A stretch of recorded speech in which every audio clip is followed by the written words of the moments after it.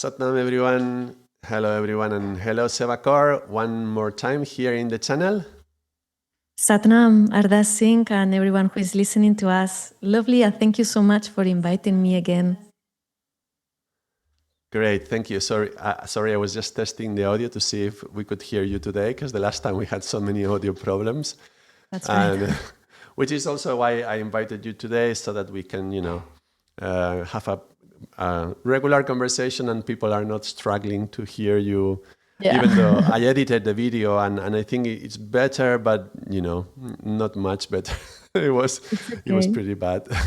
But it was our first meeting, sharing the interview. So yeah, it was an experiment in some way. It always takes time to the technological part to configure and make it. Right now we were just struggling to get the technological part ready, but okay, at least on my end is working right now. Yeah, that's great.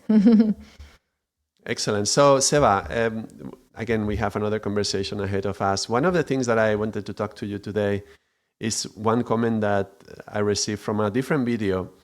And one of the viewers was asking about householder path, the householder path. This is a concept that I've sometimes mentioned, that in the old times, yoga would be practiced as an ascetic, in an ascetic path, like you would retire from the world. And the householder is the modern practice of yoga. So how about we have a conversation about that? Tell us what you know about the ascetic and the householder, and then we can converse about that. Yeah, it's a good question because it's affecting us all, really, since we are in this world that's so much rushing around, so many duties to accomplish. And the rhythm of life is even increasing more and more from the ancient times. Not that ancient, just 30 or 40 years ago. Everything seemed to be such in a different pace. So yeah, it's a good question to explore, since we are having the experience of both. From one side, life is asking for more from us, and in another side, it's more spiritual fields and disciplines and options to develop our own self-development. So it's like happening at the same time.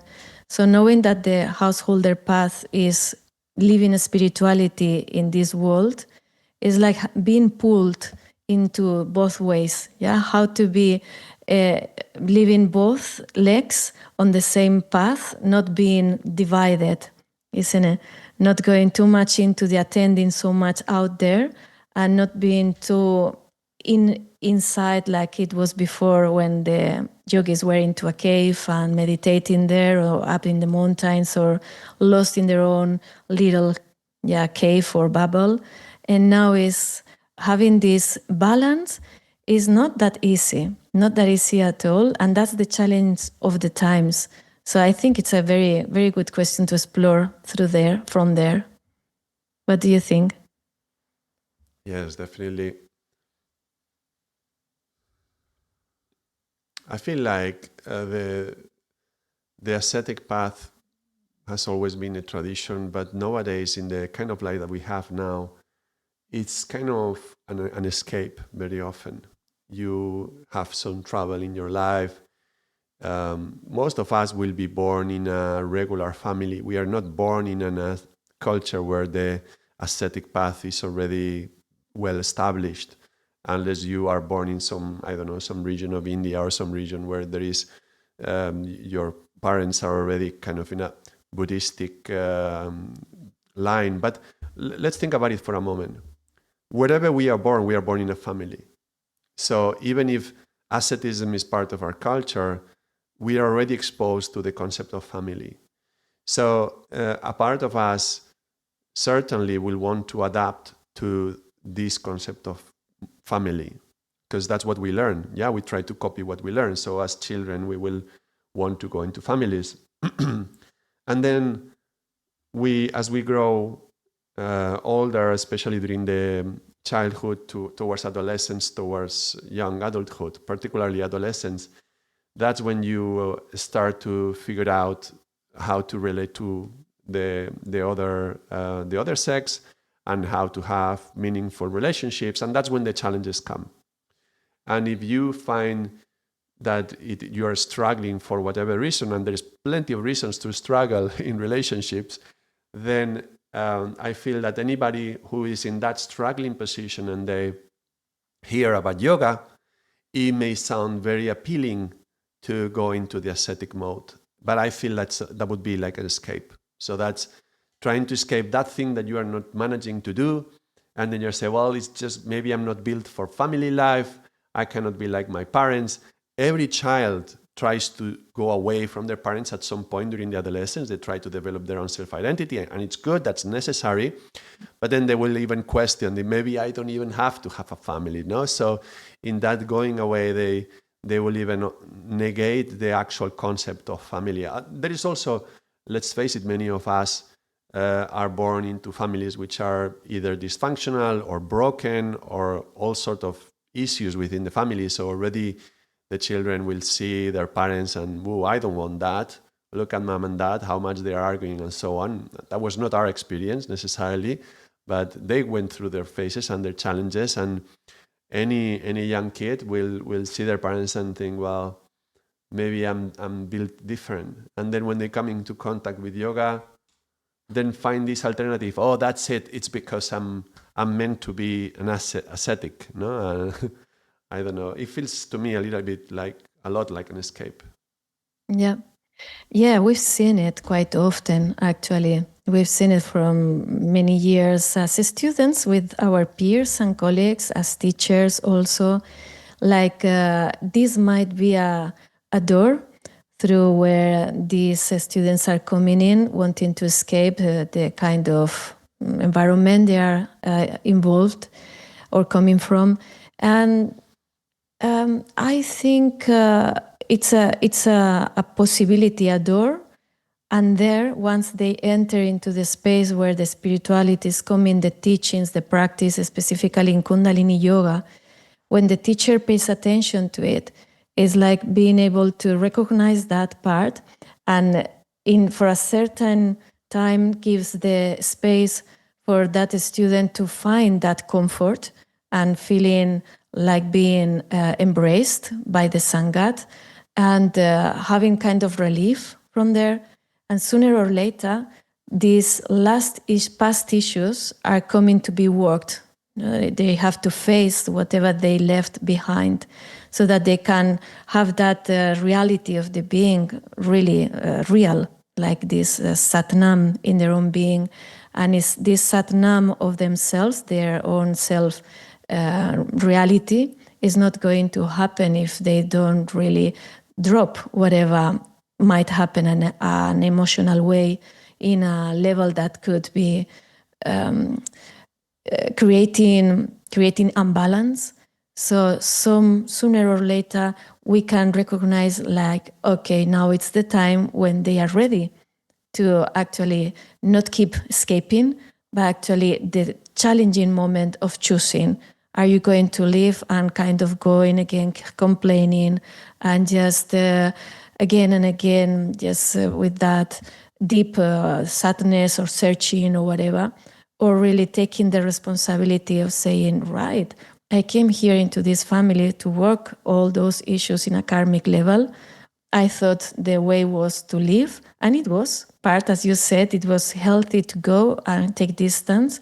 And there is a moment that it's not about coming back or not to the original family, but really to embrace the opportunity of having been arriving to that family, to this planet, to that place where they could work out whatever they need to, their soul needed to go through. And from there, to become more real, not to be keeping escaping. So in a way, we can recognize that and we see that it might feel unhealthy, but there is a moment that it could be the greatest opportunity for them to flourish. And that happens when they can drop the past with full gratefulness, being grateful for that. So it's very interesting when they come and they say, I found my spiritual family. At last, I belong here. So this is the expression of kind of I deny from my original family, and this is the one. So this is the escaping, isn't it? The first stages. I would even argue that adopting a spiritual name could be also an escape. It might, absolutely, absolutely. Yeah. I'm Yeah. not that person anymore. I am Yeah. Ardaas Singh now, and I reject my family. Right? It could very easily go in that direction. No? And then when they arrive, they say that I finally found my spiritual family. But then when they passed this first falling in love stage, then is when all the troubles come, right? Because then you are in community, but there is lots of challenges of living in community, and then a lot of troubled people that come into communities, and their purpose is very good, is very nice, is very high. It's just let's do some seva for 6 months and go into that community. But actually, if you really live in community, all those past troubles come back to you, no? Yeah. And even if you Yeah. want to be in the ascetic life, and then you come into community, and then there's people around you, and you are not really an ascetic now. You are surrounded by your colleagues and friends and potential partners, and that's the thing, no? Maybe even if you wanted to escape, well, again, I mean, we see when we look at monasteries and places like this, there's lots of how can we say it, abuse and toxic karmic stuff going on in places where they have also tried to escape from society and live a monastic life. And I think there is a reason for that, because there is all these forces within us, and you are trying to repress them. And I'm not saying it's not for anyone. I think for a small percentage of people, maybe that's their life, that's their path, and maybe that's their call, and be a monk or a swami or whatever, and renounce from everything and dedicate your life to prayer. And maybe that's it. I'm not saying it's not for anyone, but in many cases, if you go into a place like that, you're going to be challenged by your demons, all the shadows, everything that is hiding. Yeah, exactly. And that's the good thing, or the importance of the teacher, or the one who is actually leading or guiding what is working in the monastery or the ashram, to pay attention to that. And many times these places are actually serving like a refuge, like if it was a refuge for the householder's life. So someone who is very much stressed and can't, the person thinks they cannot cope with their householder's life, they can take some spiritual holidays and then stay there for some time. And they actually think, this thing is very funny. They think in the ashram they are just going to drop it all and just have this laying down in nature and hugging trees and all of that. And when they enter into the ashram, they gave them a long list of duties to do also in the ashram. You have to clean the toilets and tend the vegetables and then cut the vegetables and prepare the meals. Like, but when can I sit to meditate? Well, meditate while cutting vegetables. Exactly. I came here just to work out my issues. You cut vegetables. Yeah. Yeah, when I'm going to work out my past and my issue with my father, whatever. And I this think that's is the key, point. it's not holidays, because some people will utilize these retreats as a holiday, and it's fine. It's like a holiday, no? Or maybe they will go on a vipassana for 5 or 6 or 7 days or 10 days of silence and just pull away from everything. And once a year they do that to escape and little holidays, and that's it. But when you go to an ashram and actually, if you ascetic life can be seen in two ways. It can be seen like going to a cave and disappear, and then you really disappear. We don't know what happens with you, and that's it. You're gone. Or you go into an ashram or some monastery or some monastic place where you can have a sort of spiritual life. No, maybe you see that's the only path to have your own spiritual life. Well, if you go into this ashram, that's it. That's not a holiday. There's a lot of seva to be done there. And the Seva is there to, your name tells us, no? You are called Seva, but the origin of Seva is to clean the karma, right? Exactly, exactly. Yeah, and the thing is with working with the mind that you did. I know you did such an amazing work with this course, such in detail with the mind. And that's what happens if you just give a little space to the mind, it's taking the whole thing. And now it's out of control. If you go to the ashram and you start there just to sit deeply and just work inside the issues and just start to think whatever happened in the past, that's it. Again, around and again. And the neurosis grows so much that you cannot escape, and you are in the ashram again with the same pattern, mental pattern that takes you down. It doesn't help you to come out of it. So that's why they doing seva and doing karma yoga, they don't give them any space for them to go back into the previous mental pattern, and that mental pattern can diffuse, and there is the chance of being able to be replaced by more of themselves.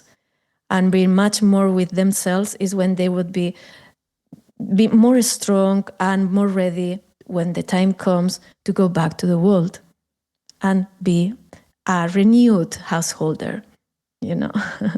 So this is for taking that part of yourself that you were not able to grasp or to reach. And once you are more into this seva and karma, and you are much more into, now I can just take that away and drop it and take it easy, go back to the world, and now in a different perspective, being embraced whatever had happened. And that's happening in that environment of, like, when we go to the heart and we do the kriyas, that you go internally to work whatever you need to work, and you get stronger, and now you finish the meditation and you are dealing with the day in a different mood or a state of being. So that is mainly these places of meeting with for a period of time. And then you check from time to time, you keep the connection with the Sangat and with the teacher and with the teachings, and you get the recalibration back from time to time while you are attending the duties and living in the world. Otherwise, yeah, as you were saying, Ardaas, some people have that destiny to go and disappear. And some people have it to become zero in this lifetime. And it's okay. That's what their soul came to. That's a possibility. Become zero. Yeah. And that's the destiny of their soul. And some of the people is escape. Absolutely total escape. I would and say they those need to are work like that. 1 in a million. Very little, very few Very, of them. very, very few is their destiny to actually go into a cave and Exactly. disappear. Maybe less than a million, maybe 1 in a billion. Well, not so many later, but very, very, very few. And I think the majority of those who think maybe I need to go to a cave, if they are honest with themselves, they are trying to escape something. Wanting to go to a cave is a way to escape something. So I've learned to recognize when I want to go into my cave, in my own cave, there is something not fully aligned in myself. And that's very common in this age. Yeah, I hear it a lot in people. And I think that's one of the things that we could see very strongly when the COVID lockdown happened. That the whole world was forced to live in a cave for a while, right? And we either found ourselves locked down with our families, if you had a family, but a lot of single people found themselves locked down with themselves, not being able to escape into the entertainment of the world, going to the cinema or to the bar or wherever, but being at home with yourself, just with yourself. And, for those people who think that it would be great to go into a cave, this was like a reality check. And I've had consultations to people. I remember a few of them, but I remember one young woman who says to me that I thought it would be great. Now I had all these months to meditate as much as I wanted because I've been doing yoga, but, with work and so on, I couldn't do it as much. I thought it would be great. And after 2 or 3 months, I was going crazy. My mind was getting totally out of control, and I felt like it was going crazy. And I think the monsters come from the shadows. Yeah, when you are alone by yourself, then those things come up. Yeah, absolutely. Yeah. Yeah, let's think of being ready for the world and how that containment of coming back into yourself and contact to yourself, what is that serving to? Yeah, are they nurturing the monsters and the demons, or you choose to keep repeating the mantra, to keep connecting to the guru, to keep your meditation, your breath, present, and more, as you were saying, 1 in a million or even less, especially in these times that we call the householders' times, or the yoga, as Kundalini yoga, the householders' yoga, more at this moment of life that we came here, everything is so intense, and we know we came here to incarnate, otherwise we wouldn't have come, isn't it? So in this incarnation, embodying our own soul, how much are we really living that? And on the way, on our journey for that to happen, all these ups and downs need to be happening. So being understood in that way and choosing the soul's path, just feeling and tuning into it, being very honest, very humble, and realizing that there is a hand of God, the hukam, a guiding force, the intelligence that permeates everything, guiding whatever is happening to us and what is in our hands to control. So when dropping that control and really being committed in our own breath and our own incarnation and in God inside ourselves, then all those heavy duties as a householder might be transformed into seva, gratitude, isn't it? Service for wherever I go is not that tough at this very moment. But to arrive and to reach that point, we need to walk all those steps. And sometimes we find ourselves in that step that goes down, and we just feel like we've lost it all. There is no sense, no point for keeping our life, living or whatever. And it's just one little curve. And next situation, next day, next breath might be totally different, but not because of the environment, that might help, but especially because we choose that to happen. And we are committed to whatever is our destiny, to live it fully. And that's not easy to do it individually. That's at the point. It's so essential to have Sangat around. Otherwise, it's like we don't make sense of what's going on. And then we realize, oh, this is also happening to her or to him or to everybody. So at one point or the other in the stage of life. And there is one video that was in Instagram. It was very, very, an example, very clear, very literal. There was one ball rolling, two balls. They were running on the same track. Yeah, one was straight, and the other one was going up and down, up and down, up and down. And the ball, in a very slippery surface, the ball that was up and down was reaching first, actually. It was really interesting, like scientifically kind of demonstrating that the impulse, the dynamic, I don't know how, but it was part of the journey, and they arrived, to wherever we have to go. So not to underestimate the power of we are human beings and we are humanity, and where do we resonate the most, to keep contact with them so that when we don't fall, they don't allow us to fall. When we see our neighbor falling, we don't allow them to fall. And the support is what is going to keep the humanity in a new level of consciousness, and keeping our householders' duties in that sense is going to reach that state of consciousness to our neighbor, our family, and spreading it all around, And that one point more is like we are also living in a certain society that very superficially is like looking at their own navel, like in spiritual terms. I'm not sure if that's going to be very popular. But yes, it's like, what am I feeling? Your feelings are the most important. You are the first, and just take consideration your feelings. And it's right until certain point too. Otherwise, it becomes narcissists. when they oh, how are you feeling? You are feeling pain, you are suffering because of that. Oh, you don't deserve that.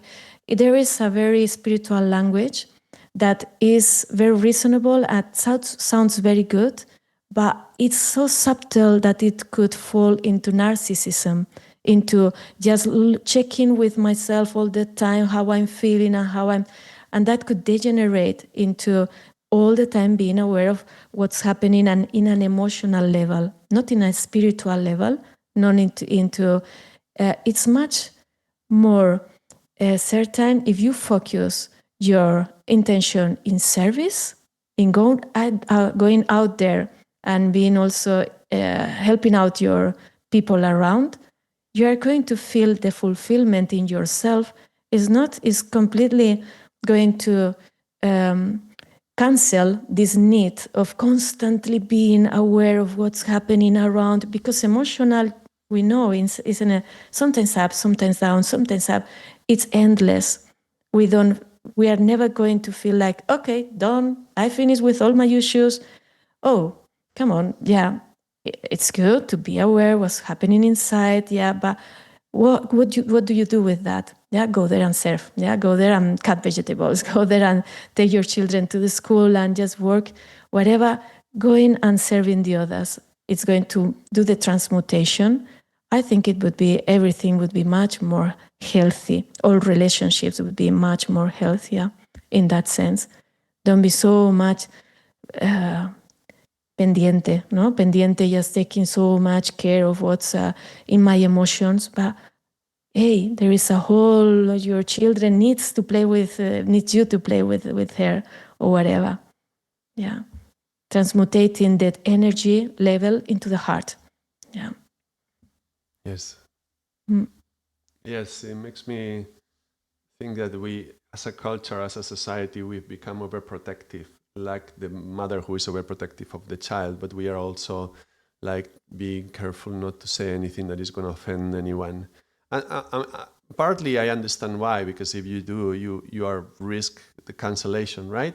This is the cancel culture where whatever, if you say something that is not perfectly aligned with what is politically correct, then you face ostracization, no? The people isolating you and being alone and being, publicly shamed or whatever. And so we have to be careful with what we say because that could offend anyone. But that's like the mother who is overprotective of the child and making sure that he doesn't or she doesn't ever suffer. And then from that overprotective place, that's like it's this metaphor of the mother eating the child, like and it's actually funny because that's an expression in Spanish a lot. When an older woman will find a baby, ay, te comería los piececitos. That I would eat your little feet, for example. Ay, está tan bonito que me lo comería, no? It's so beautiful, I would eat him up. And I think it's quite revealing because that's part of the female nature, not just the mothering and the nurturing, but there is also like the consuming. And I think part of this overprotective quality which is also motherly quality, but is taken to the extreme. We are talking about extremes here. It's actually consuming the baby's future. And children who are not exposed to, for example, the male quality is very different. No, when a father has 2 or 3, 4 years old, he wants to play rough. He wants to put it upside down. He wants to throw it in the air, and of course, the mother will be there. Wow, what are you doing? But the baby needs to be rough, needs to learn how to play rough, and the mother needs to take care of the baby. Both have to play the role. But if the father cannot have that done because of an overprotective mother, for example, that child does not know the limits of his experience when he will grow up and he will go into the world, and the world is rough.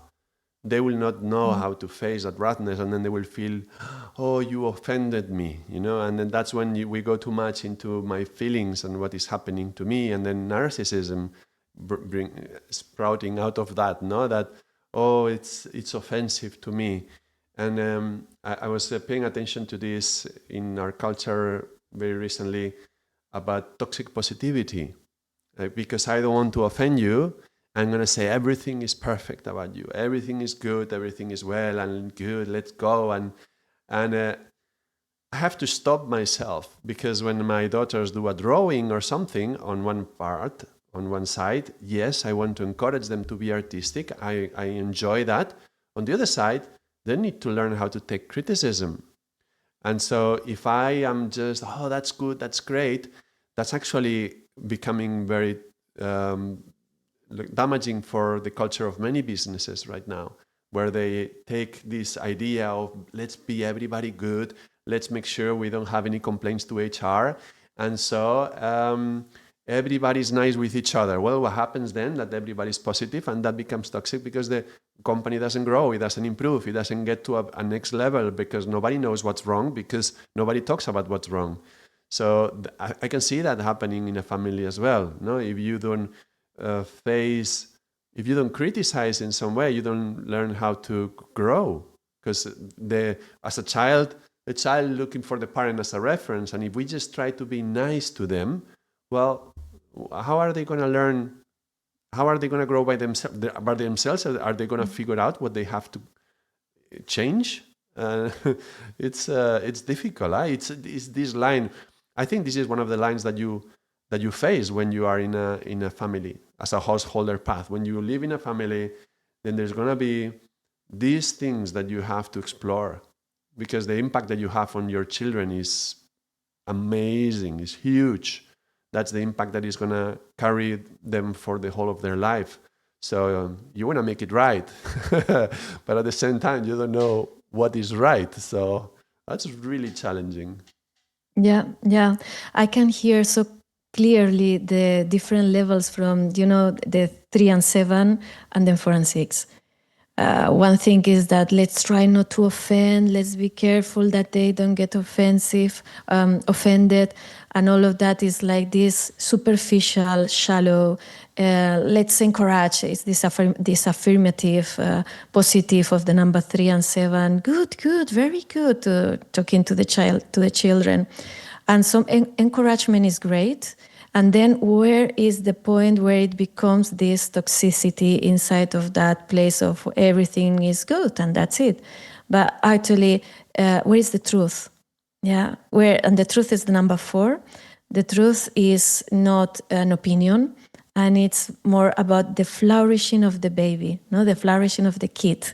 Where is this realm where that in those children could just go into this next level and not stay into the whatever. It's also looking for always the approval, and that could be a risk as well. That could I'm having a feeling develop now, there. as you are talking about the flowering of the child, that is also going to be connected to the love, the self-love as well. Because if the parent is totally whatever you do is fine, then on one subconscious level, the kid knows that then, okay, whatever I do is fine. If I do this, you say it's good. If I do that, you say it's good. If I do this, you say it's great. Good job. So you don't care about me. Yeah. Right? Mm-hmm. So if you accept anything I do in any way, in a subconscious level, it translates like you don't care about me. And therefore, I don't feel loved because there is no caring. No? Yeah. And how can that be? So if my own parents don't care about what I do in my life, why should I care about what I do in my life? And then that's like the beginning of losing our self-love and self-respect, no? Yeah. This is about this balance, isn't it? Householders is the life of being in balance between, we know that it could be too much, too little, or the wrong kind. So this too impositive, too restrictive, or too much like, yeah, everything is fine, and not boundaries or not guidelines at all, or the wrong kind, isn't it? So this is also for the parents when helping our kids to grow. And I would like to tell also to the parents, as you were saying, who knows what is right, yeah?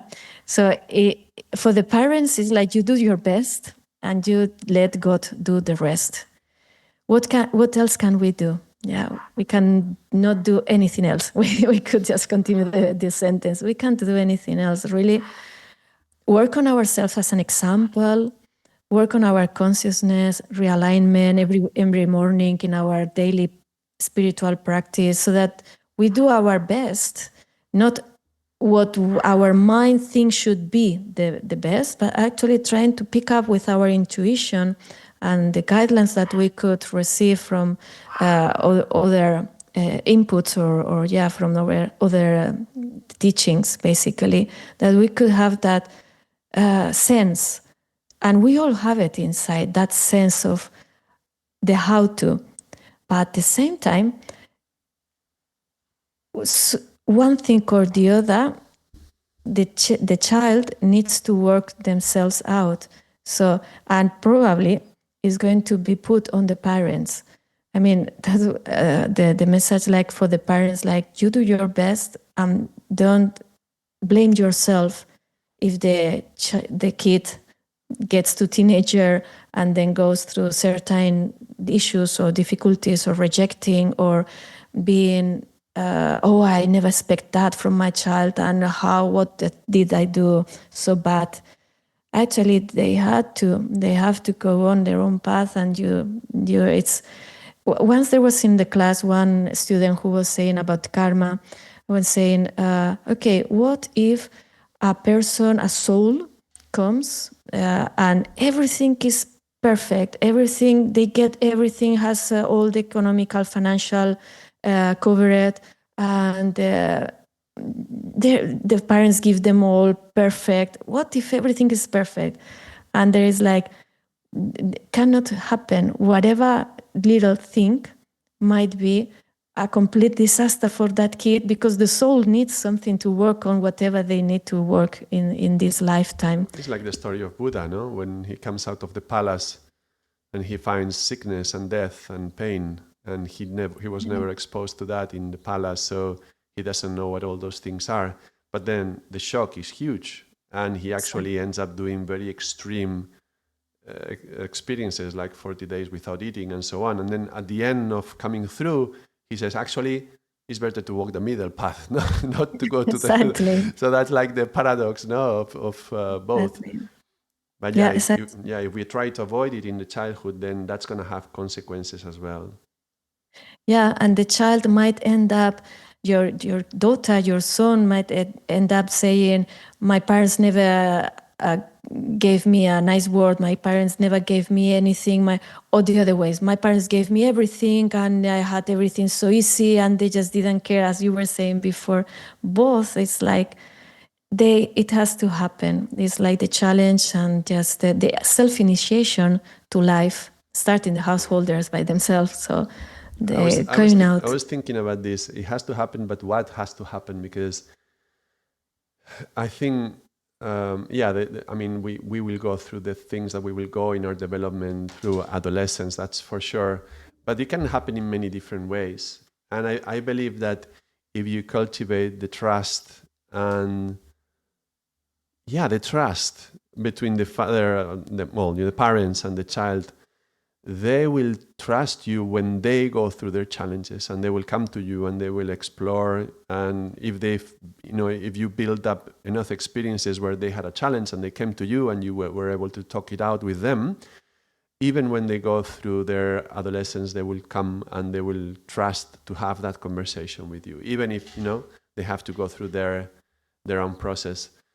Yeah. And then again, I'm also remembering that thing that we talk in the level 2 on the life cycles and lifestyles, that there is some tribes, some like Aboriginal tribes, that they don't have adolescence. It doesn't exist. You are a child until you are a man or a woman, and that's it. There's no all these years of pain and suffering and my body and my emotions and my mind. And no, you are a child, and then ceremony, which is one of the things that we lack a lot in our culture, and rite of passage.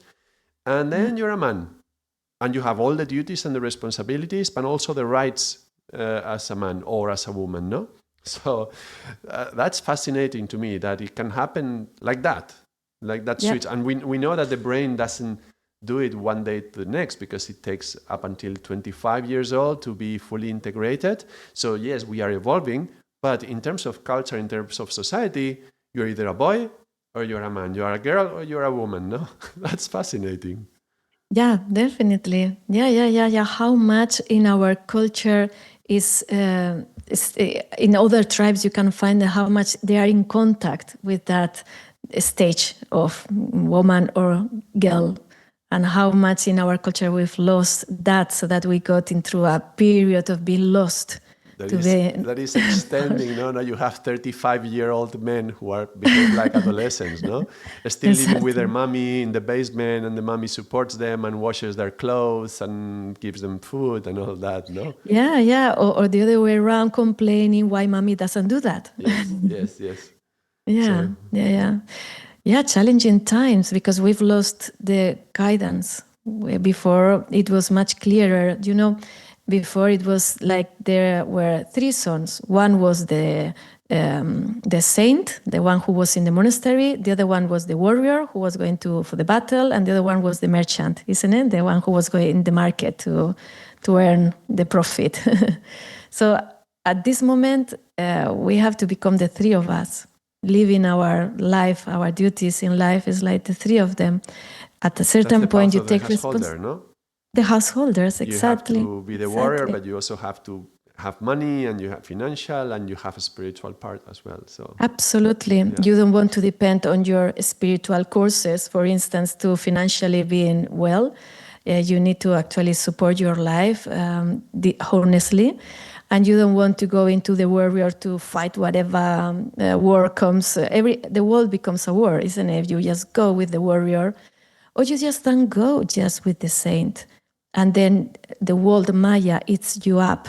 So the balance between the three of them, so that you can be strong as the Shakti in the Kundalini and the warrior side.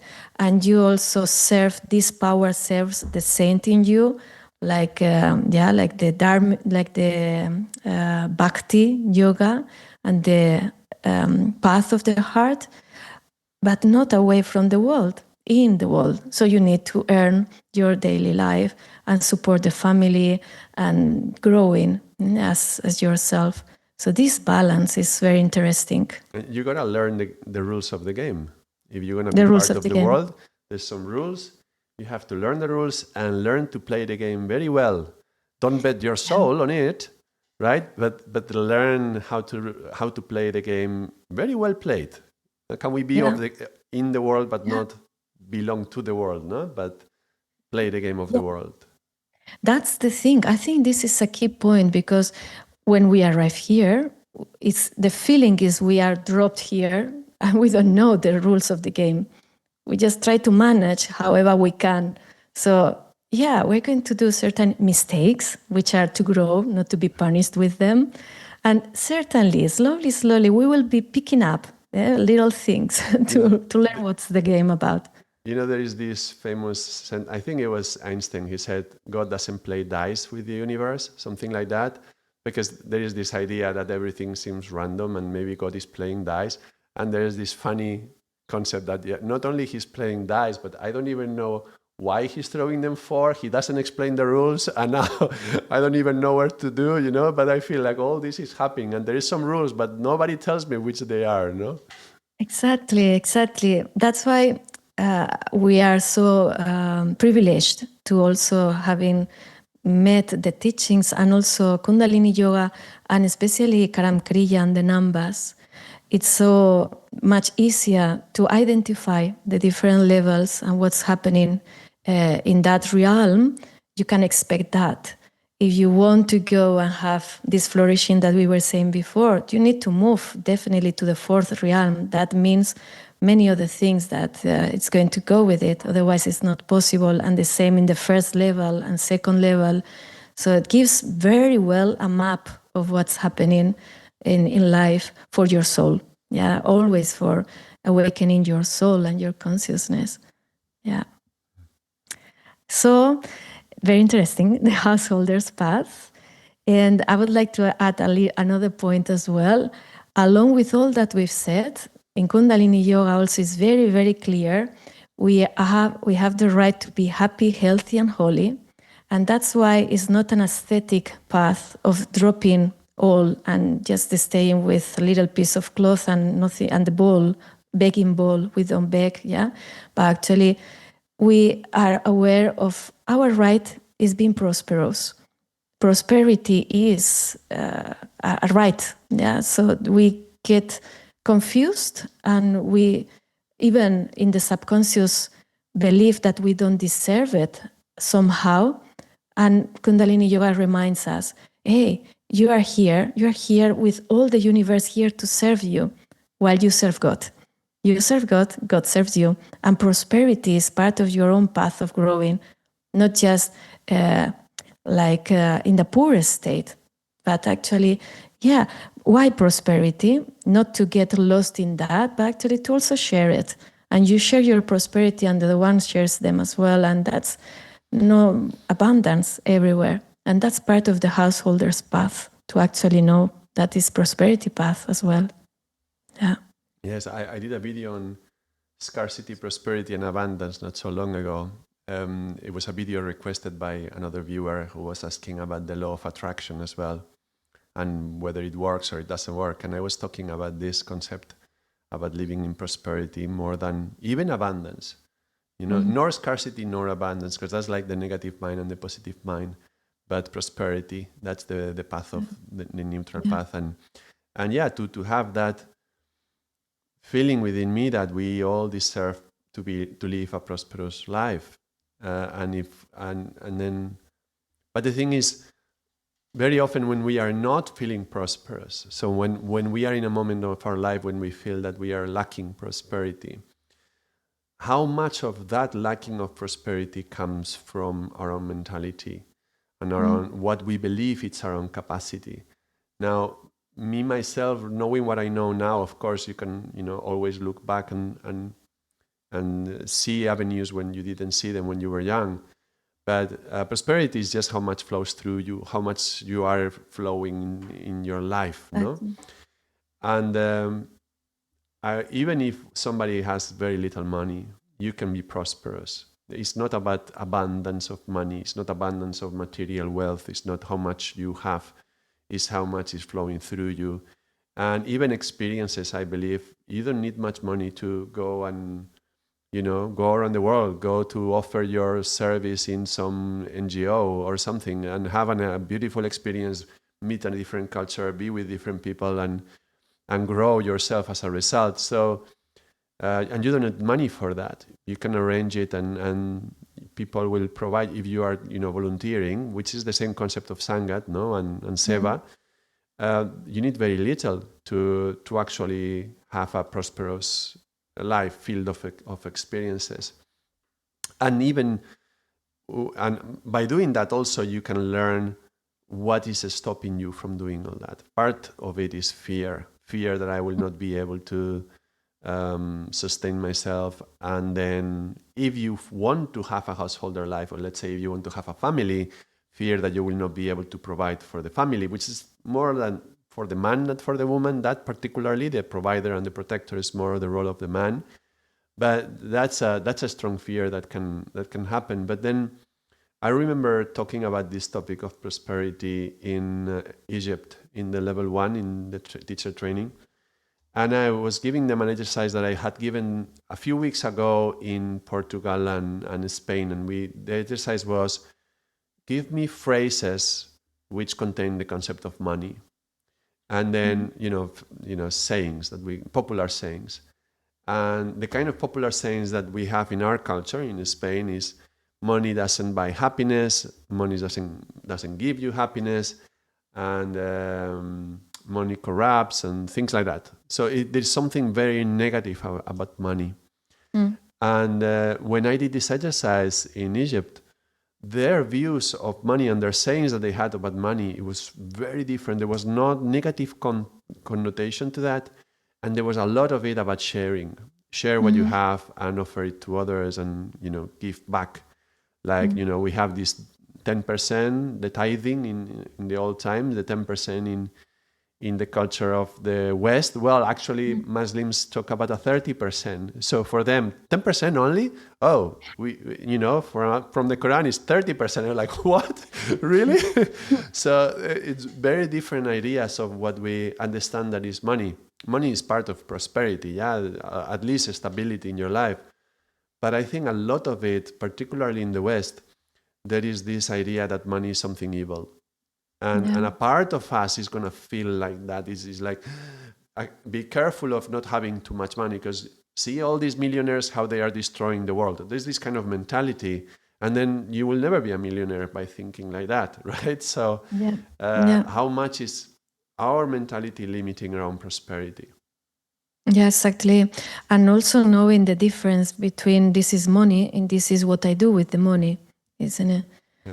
And these are my achievements, no, my properties or whatever. What do I do with them? Yeah, it's totally different. The attitude towards it and how attached I am with whatever I'm getting. Correct. And also what I'm getting is static. And you were mentioning this flow, inner flow inside yourself. And this inner flow is going to manifest into a flow out there. Outside as well, yeah, because it's not about how much money is in your bank account, but if there is the money flowing through you, no? So are you paying all your bills? Do you have everything covered? Are your basic needs covered? Okay, that's the first step, no? Yeah. So that for that to flow, it also implies the non-attachment that you talk about, no? Yeah, exactly. It's a good habit. Pay whatever the debts you first pay. Yeah, you pay them all, and we say pay first, play then, no, play later. Yeah. So to have that, this is your duty. Yeah, again. So that's what you are covering it, and then you can just work with whatever else is coming with you, but in this fluid manner, this flowing manner, and also to realize that prosperity, apart from being material or not being material, is about opportunities. Yeah, opening the space to opportunities that could come from anywhere. And now I'm here, I'm moving there, and another chance coming here that opens up something else. And these openings is this prosperity, that inner sense of fulfillment, because something new comes to you that takes you to a different, new, fresh level. That's also prosperity in that sense. Yeah. I was just remembering all the classes, the yoga classes that I taught came to me. I didn't go to a single yoga center to offer myself to have to teach classes. I would, I would go with you in one of these in the DIR, in the fitness center, and we would go for a workshop. And you were working there, and you invited me, and I come there, and I come out of there with a job to work and teaching yoga. And I'm like, how did that happen? What did I do? What's happening? So if you are open, these opportunities are there. You just have to be paying attention and receptive to them coming. Exactly. No? Exactly, this receptivity. And that's, again, your daily work, it's important. Yeah, the sadhana that we all keep doing it, because chance or opportunity might just knock in at your door once and again, but you actually can't hear it, can't see it, can't feel it, because it's not developed. Those senses are too much busy with that scarcity or that lacking, or I need to, I have to, or whatever, I'm supposed to, whatever do. And that those moments of sadhana or your practice, this contact with Sangat, this applying the guidelines of the teachings is the base for everything else to happen. That's completely clear. The morning, that's the sadhana, is the discipline as well. And the same discipline that you applied for the spiritual path is the same discipline you need to be financially successful. And if I think back in my university days, and some students would say, well, why do you get a better grade than me? And I would say, well, come with me and study with me.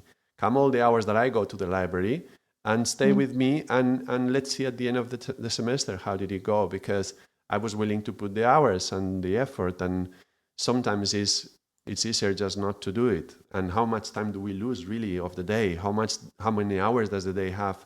How many hours do we take advantage of? So it's very easy to complain, but even in the financial level, you require that level of discipline as well.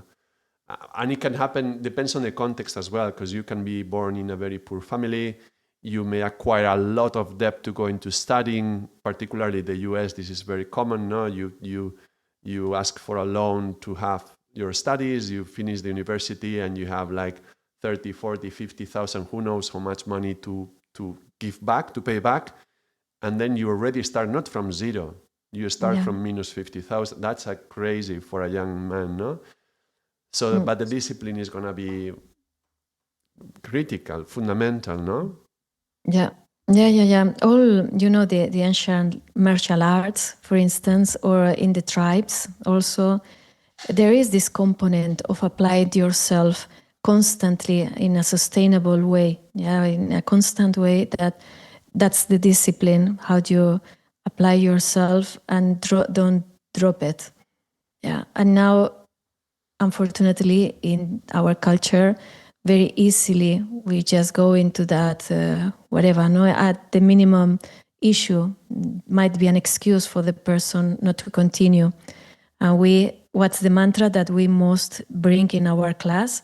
Keep up, keep up, keep up. Yeah, and at a certain moment, everything makes click. So, but you keep up because also your intuition tells you, go through there. Yeah, there's going to be challenges like these rituals of self-initiation in the tribes. Life is going to bring you challenges, but you keep up and stay with Chardikala, spirit elevated, and with the strength of your spirit, because you cultivated your spirit through that discipline, and you enjoy the way, enjoy while you walk towards your destiny. Yeah, this is a good moment to touch upon something that I'm doing in the channel now, and we are about to finish because it's been an hour. But let me just this keeping up and this, holding on to yourself, holding on to your practice and your discipline is very interesting. In the Yoga Sutras, I've been reading the first part. The first part of the book is 4 parts, and the first one, there's an emphasis on 2 concepts primarily, and there is abhyasa and vairagya. And abhyasa is the practice, and you gotta keep up, hold on to it, stay strong and hold it, and keep on your practice, and keep on the simran, and keep on the mind, keep on directing the mind and repeating the within you. This is the holding on. And vairagya is letting go. Is let go, non-attachment at the thoughts and the emotions and the experiences. And so on one side there is this both sides of the coin. Yeah, the hold on, keep up, and then let go. Yeah, so vairagya and abhyasa, so very interesting. Yeah. There's this one sutra from the Yoga Sutras that talks these are the 2 points.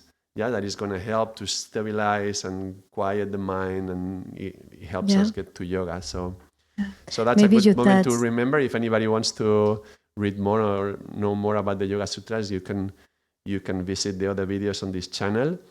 And we continue doing conversations, hopefully with Seva some other time in the future as well. I have another podcast, a new podcast as well, that is running on Friday. I'm doing it with a psychologist from India. She's called Niana, and it's very nice. We're having nice conversations about psychology and yoga. So, and if anybody wants to know more from you, Seva, where can they go? Waheguru, my channel is Seva Kaur as well, so they can find some yoga classes there and some classes about Karam Kriya, and they can find more also there. So thank you. Yeah. Yes, even yoga classes that I don't do in this channel, so that's a nice source. I started from there many years ago, just sharing the classes. So some of them are very, how would you say that? Homey? No, homey, no, it's not. No, very caseras. Homemade. Yeah. Homemade, yeah. But hopefully it could serve also to the practice at home, whoever goes and visit it. And thank you very much, Ardaas. It's always very enjoyable to be here. You are in Portugal, we're brothers and sisters, and you in Portugal, me in Spain, and here meeting as if we were taking a tea together. That's nice. So thank you for everyone who is seeing us, watching Yes, us as there's well. a message on the chat that is not on the screen from Isabel. She's thanking us as well. Thank you, Wahiru. Isabel, for watching and for your messages in the videos. And thank you, Satnam. Seva, for being with us and talking about this, the householder path and prosperity, we can say, today's talk. I'm going to put it in the title. Thank you, Satnam, Very nice. Seva. Till next Satnam, time. Wahiru.